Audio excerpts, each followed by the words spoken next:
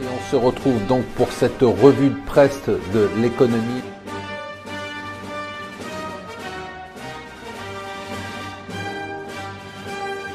Bonjour et bienvenue sur Mon Financier pour la revue de presse de l'écho. Nous sommes le vendredi 18 novembre. Le dollar, il flambe contre toutes les monnaies. Il est au plus haut contre le yen.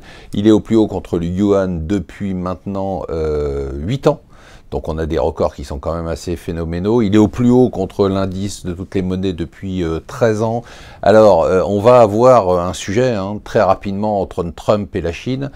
Trump avait fait de la Chine et du combat contre la Chine un de ses arguments chocs de sa campagne. Il avait dit on va les briser, on va leur fermer les frontières, on va notamment se battre contre leur dévaluation agressive de la monnaie pour nous inonder de produits low cost. Ben là il va avoir de quoi faire puisque dès qu'il arrive, eh bien, le yuan est au plus bas et donc il va falloir se prendre la tête avec les Chinois. Et les Chinois disent, écoutez, nous, ça n'a rien à voir avec nous, c'est un mouvement en dollars, c'est le dollar qui monte, c'est pas le yuan qui baisse, et si le dollar monte, c'est de votre faute, c'est parce que Janet Yellen nous dit qu'elle va monter les taux. Hier, elle a été très claire, c'était la première fois qu'elle s'exprimait depuis l'élection de Trump, Trump qui la déteste, il faut le savoir, et elle a dit, écoutez, trois choses. Un, je vais monter les taux, je ne sais pas si je les monterai plusieurs fois, mais je vais les monter très prochainement. Deux, il faut que le gouvernement, à la capacité Trump de tout son discours, le nom de Trump, il faut que le gouvernement comprenne qu'une banque centrale, ça doit rester indépendant. Et trois, je ne démissionnerai pas, son mandat est jusqu'à début 2018, donc on sait qu'il ne sera pas renouvelé, mais en tout cas, elle ne démissionnera pas.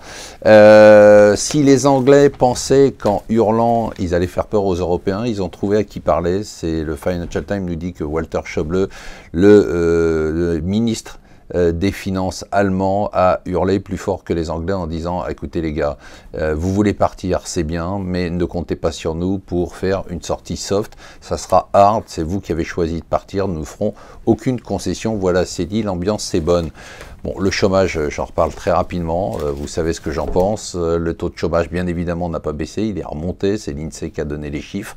9,7% pour la France métropolitaine, 10% donc remontée de chômage pour la France, y compris les dom-tom. Alors vous savez que bon, ce qui vous concerne quand même, c'est la retenue à la source. Cette fameuse retenue à la source dont on parle beaucoup, qui devait être votée hier tranquillement à l'Assemblée et pour un pataquès notamment lié à l'absence de membres, de députés de la majorité et un amendement présenté par les Républicains, eh bien ça n'est pas passé hier. De façon extrêmement surprenante, et bon, ils vont le représenter aujourd'hui, ça devrait passer aujourd'hui, et enfin, vous êtes de moins en moins, et c'est dommage, à vous intéresser à la bourse en direct. Le nombre d'actionnaires en direct sur la bourse a baissé, c'est le salon actionnariat en ce moment qui ouvre ses portes ce matin. Vous n'êtes plus que 3 millions, mais la bonne nouvelle c'est que vous êtes de plus en plus jeunes, la bonne nouvelle c'est que vous êtes de plus en plus connectés, et la bonne nouvelle c'est que vous êtes de plus en plus fidèles aux entreprises dans lesquelles vous investissez. La question d'argent dans C'est votre argent ce soir, c'est justement un particulier a-t-il sa place en bourse? On va y répondre avec de nombreux invités, et bien évidemment, comme chaque semaine, on va rejouer la semaine avec des invités surprises, vous verrez, c'est assez spectaculaire.